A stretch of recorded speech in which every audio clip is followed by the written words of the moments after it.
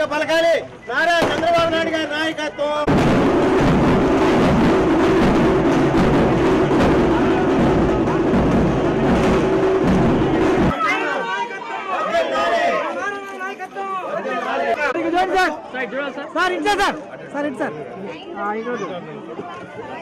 అమ్మా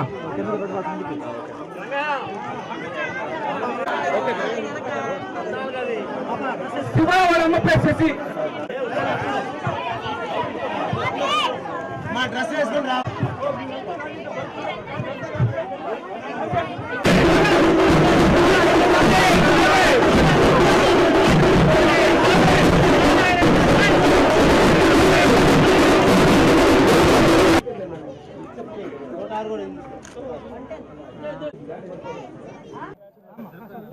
ఈరోజు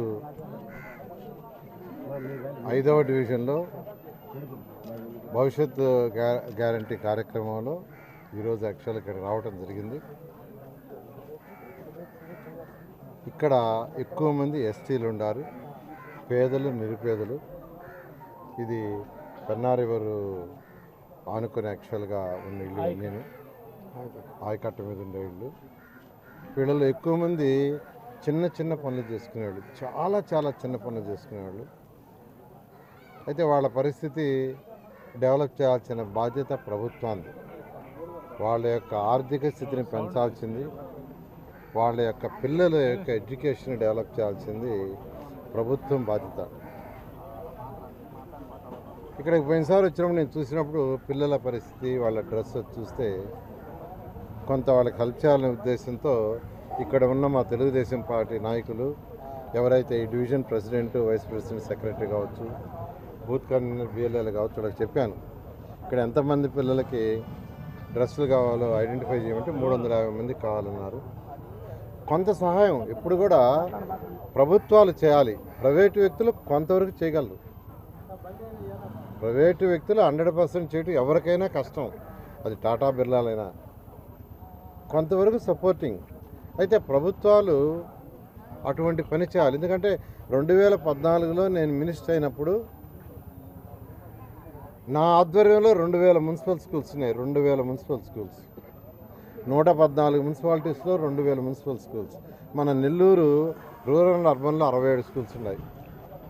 ఫస్ట్ దాదాపు చాలా స్కూల్స్ తిరిగాను. 114 మున్సిపాలిటీస్లో స్కూల్స్ చాలా తిరిగాను. ఎందుకంటే ఎడ్యుకేషన్ బ్యాక్గ్రౌండ్ నుంచి వచ్చాను కాబట్టి నా నైతిక బాధ్యతగా తిరిగితే పిల్లలు నేల మీద కూర్చొని చదువుకుంటున్నారు.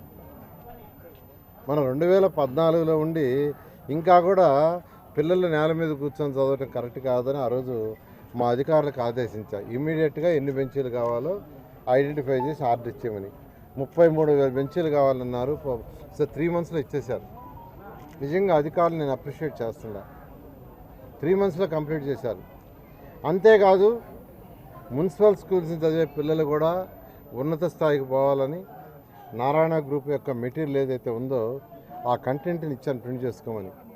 వాళ్ళ క్వశ్చన్ పేపర్లు ఇచ్చా. నేను మన విఆర్ఐ స్కూల్ పైన బిల్డింగ్ ఖాళీగా ఉంటే దాని మీద ఒక జూనియర్ కాలేజ్ పెట్టించాను మున్సిపాలిటీ తరఫున. పెట్టి అక్కడ దాదాపు ఒక 300 మంది స్టూడెంట్స్కి యాక్చువల్గా స్పెషల్ డ్రైవ్ కోచింగ్ నారాయణ ఎంప్లాయీస్ని పెట్టి జీతాలు నేనే ఇచ్చా. నేను ఎప్పుడు నారాయణ కాంపిటీషన్ అనుకుంటే నేను ఆ విధంగా చేయకూడదు. నారాయణ విద్యా సంస్థల కాంపిటీషన్ అనుకుంటే ఆ పని చేయకూడదు. కానీ నేను చేశా.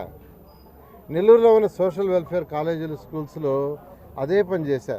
వాళ్ళందరికీ ఇచ్చాను. ఈరోజు వాళ్ళు ఎంతోమంది ఉన్నత స్థితిలో ఉన్నారు. అక్కడ అడ్మిషన్లు చాలా నిక్కచ్చిగా పేదలు నిరుపేదలకే ఇచ్చా. ఎవరికంటే వాళ్ళకి ఇవ్వాల. అంటే ఎప్పుడైనా మనం కష్టపడి ఏదైనా చేస్తే దాని ఫలితం ఆ రోజు కాకపోయినా ఇంకో రోజుకి వస్తుంది. ఈరోజు అదే 2019లో నేను ఓడిపోయాను ఒక వెరీ మైన్యూట్ ఓట్స్తో. కానీ ఈరోజు అదే ప్రజలు ఎక్కడికి పోయినా ఏ గడప దొక్కినా ఆడికి పొంగని చెప్తున్నారు, సార్ ఈ రోడ్డు మీరేసిన ఎంట్రీ ఎండ్ రోడ్ సార్, అంతకుముందు ఇసుక దెబ్బలు ఉండే, ఇసుక దెబ్బలు నడిచిపోయేవాళ్ళు. ఈరోజు చక్కటి రోడ్లు వేశారు, వెహికల్స్ వస్తున్నాయి. వాటర్ లైన్ మీరు ఇచ్చిందే, డ్రైన్స్ కట్టింది మీరే. అంటే నిజంగా ఆనందానికి హద్దులు లేదు. ఖచ్చితంగా వాళ్ళు ఒకటే చెప్తున్నారు, ఈసారి మీకే. ఇప్పుడే శ్రీనివాసుడు చెప్పాడు, ఈసారి మీకే సార్. నిజంగా ఎప్పుడైనా మనం ఒక పని చేస్తే దాని ఫలితం ఉంటుంది అనే దానికి ఇదే నిదర్శనం. ఖచ్చితంగా నేను ఒకటే చెప్తున్నాను, గత 2014 నుంచి 19కి నెల్లూరులో అనేక పనులు చేసి మీకు తెలిసిందే. అండర్గ్రౌండ్ సివరేజ్ కావచ్చు, డ్రింకింగ్ వాటర్, దోమలు లేని సిటీ చేయడానికి అండర్గ్రౌండ్ సివరేజ్ తెచ్చాను. స్వచ్ఛమైన వాటర్ ఇచ్చి ఈ యొక్క జబ్బుల నుంచి ఉపశమనం కలిగించాలని సంగం బ్యారేజ్ 37 కిలోమీటర్ల నుంచి 550 కోట్లతో స్పెషల్గా ఒక పైప్ లైన్ వేసి సంగం బ్యారేజ్ నుంచి వాటర్ పంప్ చేస్తే పక్కనుండే కొండపైకి పంప్ చేయటం, అక్కడ నీళ్ళు వదిలితే క్లీన్ చేసి గ్రావిటీతో వచ్చేసి చేశాను. దానివల్ల ఏంటంటే అది పూర్తయితే ప్రాజెక్టు ఇప్పుడు నెల్లూరు సిటీలో వచ్చే జబ్బులు సగం తగ్గుతాయి. అండర్గ్రౌండ్ సివరేజ్ కానీ కంప్లీట్ అయితే సగం తగ్గుతాయి. 90% జబ్బులు పోతాయి. ఆరోగ్య పరిస్థితి మెరుగుపరచాలి, నెల్లూరు సిటీలో వాళ్ళ యొక్క ఆరోగ్య పరిస్థితి మెరుగుపరచాలని చేశాను. ఎందుకంటే నేను అనేక దేశ విదేశాలు చూసా. మన దేశంతో పోలిస్తే అక్కడ రెగ్యులర్గా వచ్చే జలుబు, దగ్గు, మలేరియా చాలా తక్కువ.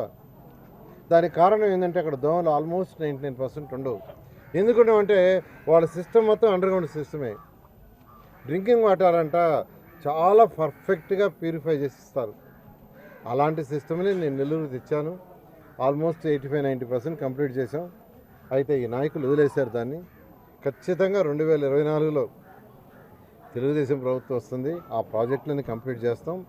అంతేకాకుండా ఏదైతే ఈరోజు పెన్నార్ ఎవరి పక్కన ఉన్న ఈ పేదలు, నిరుపేదలు కావచ్చు, సర్వేపల్లి కాలం యొక్క కట్ట మీద ఉన్న వాళ్ళు కావచ్చు, జాఫర్ కెనాల్ కట్ట మీద ఉన్న వాళ్ళు కావచ్చు, ఇలాంటి ఏరియాలు ఎక్కడైతే పేదలు, నిరుపేదలు ఉన్నారో ఖచ్చితంగా వాళ్ళ యొక్క డెవలప్మెంట్కి నేను స్పెషల్గా